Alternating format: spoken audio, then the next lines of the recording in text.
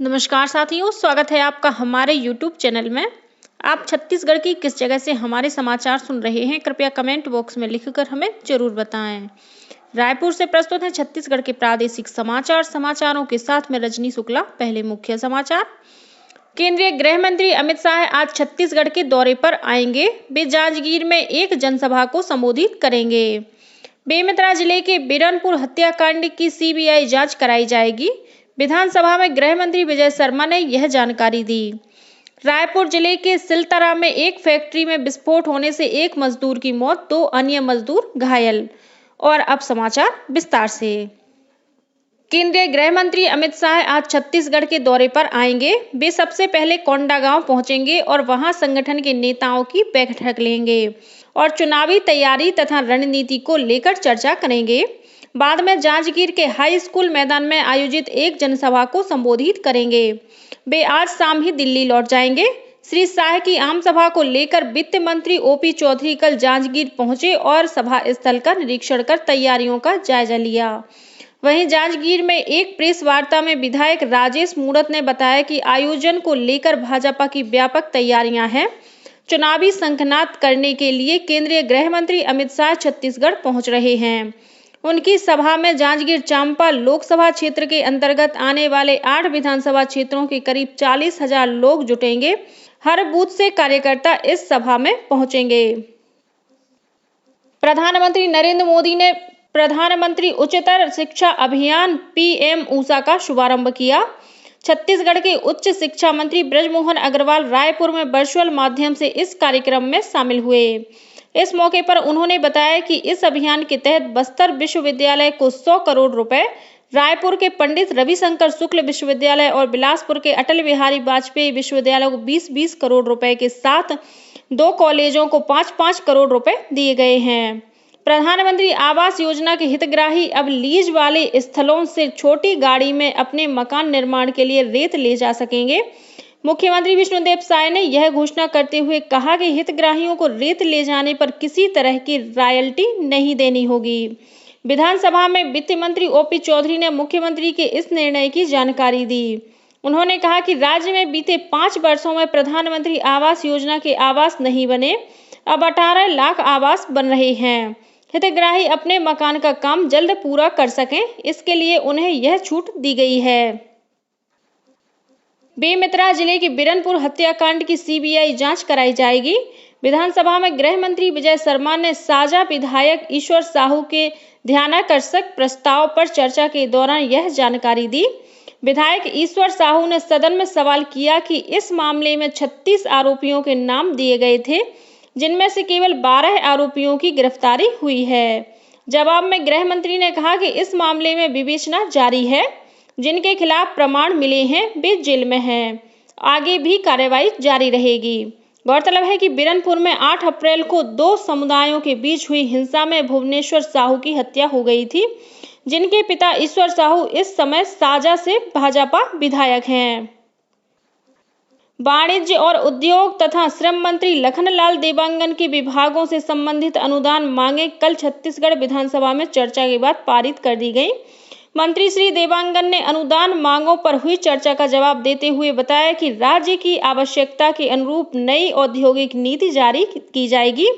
श्री देवांगन ने बताया कि आगामी वित्तीय वर्ष में शहीद वीर नारायण सिंह श्रम अन्न योजना का विस्तार कर 9 जिलों में 24 नए केंद्र खोले जाएंगे। इस योजना के तहत श्रमिकों को मात्र 5 रुपए में गर्म भोजन प्रदान किया जाता है। विधानसभा में कल उप मुख्यमंत्री विजय शर्मा के विभिन्न विभागों से संबंधित अनुदान मांगे पारित कर दी गई हैं। अनुदान मांगों पर हुई चर्चा के जवाब में श्री शर्मा ने पूरे प्रदेश में डायल 112 की सेवाएं शुरू करने, प्रदेश की 11,000 से अधिक पंचायतों में महिला सदन और अमृत सरोवर निर्माण की घोषणा की। श्री शर्मा ने बताया कि देश का चौथा साइंस सेंटर रायपुर में खोला जाएगा। अमृत भारत स्टेशन योजना के तहत छत्तीसगढ़ में 30 से अधिक रेलवे स्टेशनों का उन्नयन किया जा रहा है। इस योजना में बिलासपुर, रायपुर, दुर्ग, जगदलपुर के साथ ही राजनांदगांव और डोंगरगढ़ रेलवे स्टेशन शामिल हैं।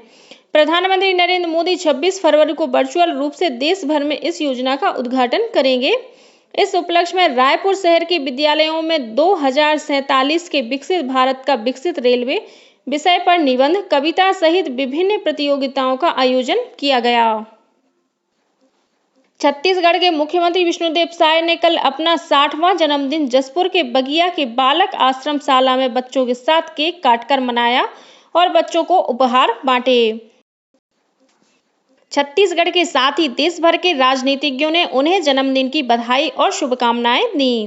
प्रधानमंत्री नरेंद्र मोदी ने सोशल मीडिया प्लेटफॉर्म एक्स पर अपनी पोस्ट में लिखा कि श्री साय छत्तीसगढ़ की जनता की आकांक्षाओं को पूरा करने में उत्कृष्ट कार्य कर रहे हैं। गरीबों और वंचित समुदायों के प्रति उनकी चिंता भी उल्लेखनीय है। वहीं केंद्रीय गृह मंत्री अमित शाह ने श्री साय को जन्मदिन की शुभकामनाएं देते हुए कहा कि उन्हें विश्वास है कि श्री साय के नेतृत्व में भाजपा की डबल इंजन की सरकार छत्तीसगढ़ में गरीब कल्याण और सुशासन के नए कीर्तिमान बनाएगी। छत्तीसगढ़ के हेल्थ सर्विस डिलीवरी में ड्रोन का उपयोग शुरू हो गया है। पायलट प्रोजेक्ट के रूप में अंबिकापुर मेडिकल कॉलेज का चयन किया गया है। इसके तहत हाल ही में सामुदायिक स्वास्थ्य केंद्र उदयपुर से ब्लड सैंपल और ओटी कल्चर को जांच के लिए ड्रोन के माध्यम से सफलतापूर्वक अंबिकापुर मेडिकल कॉलेज पहुंचाया गया। ड्रोन संचालन ने प्रशिक्षण के लिए 2 स्व सहायता समूह की ड्रोन दीदियों को दिल्ली भेजा गया था। इस प्रोजेक्ट के सफल होने पर राज्य के सभी जिलों में इसे लागू किया जाएगा। गौरतलब है कि केंद्र सरकार के pilot project use of drone technology in health service delivery के तहत देश के दूर दराज के इलाकों में लोगों तक स्वास्थ्य सुविधाएं पहुंचाने के लिए यह प्रयोग किया जा रहा है। नेहरू युवा केंद्र रायपुर, युवा कार्यक्रम और खेल मंत्रालय भारत सरकार द्वारा कल आस पड़ोस युवा संसद कार्यक्रम का आयोजन रायपुर के दुर्गा कॉलेज में किया गया, जिसमें मुख्य अतिथि के रूप में रायपुर सांसद सुनील सोनी मौजूद थे। युवा संसद में नई शिक्षा नीति, महिला आरक्षण और गरीब कल्याण योजना पर चर्चा की गई। रायपुर के महापौर एजाज ढेबर ने कल नगर निगम में 1901 करोड़ 33 लाख रुपए से अधिक का बजट पेश किया। बजट में रायपुर में वर्ल्ड स्किल सेंटर खोलने का प्रावधान किया गया है, जिसमें युवाओं को कौशल प्रशिक्षण दिया जाएगा और उन्हें रोजगार मूलक कार्यों से जोड़ा जाएगा। महापौर एजाज ढेबर ने अपने बजट में अगले वित्तीय वर्ष में 3 मिनी स्टेडियम बनाने की घोषणा की है। इसके अलावा शहर में मेट्रो लाइट ट्रेन की व्यवस्था की जाएगी। करीब 500 करोड़ रुपए की इस परियोजना को पब्लिक प्राइवेट पार्टनरशिप से पूरा किए जाने का प्रस्ताव है। बजट में 100 नई इलेक्ट्रिक बसें चलाने की भी घोषणा की गई है। रायपुर के साइंस कॉलेज मैदान में चल रहा क्षेत्रीय सरस मेला लोगों के आकर्षण का केंद्र बना हुआ है। इस मेले में छत्तीसगढ़ के 133 महिला स्व सहायता समूह अपने उत्पादों को लेकर पहुंचे हैं। वहीं मेले में असम, उत्तराखंड, मध्य प्रदेश, झारखंड और बिहार से भी महिला स्व सहायता समूहों ने अपने स्टॉल लगाए हैं। मुख्यमंत्री विष्णुदेव साय ने इस मेले का शुभारंभ किया। रायपुर जिले के धरसीवा क्षेत्र के सिलतरा में एक फैक्ट्री में विस्फोट होने से एक मजदूर की मौत हो गई, वहीं 2 अन्य मजदूर घायल हो गए।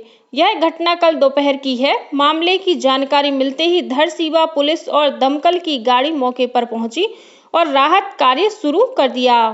पुलिस ने घायल 3 कर्मचारियों को उपचार के लिए अस्पताल भेजा, जहां डॉक्टरों ने एक मजदूर को मृत घोषित कर दिया। पुलिस मामले की जांच कर रही है। और अब कुछ अन्य खबरें संक्षेप में। जाने माने रेडियो उद्घोषक अमीन सयानी का कल हार्ट अटैक से मुंबई में निधन हो गया। वे 91 वर्ष के थे।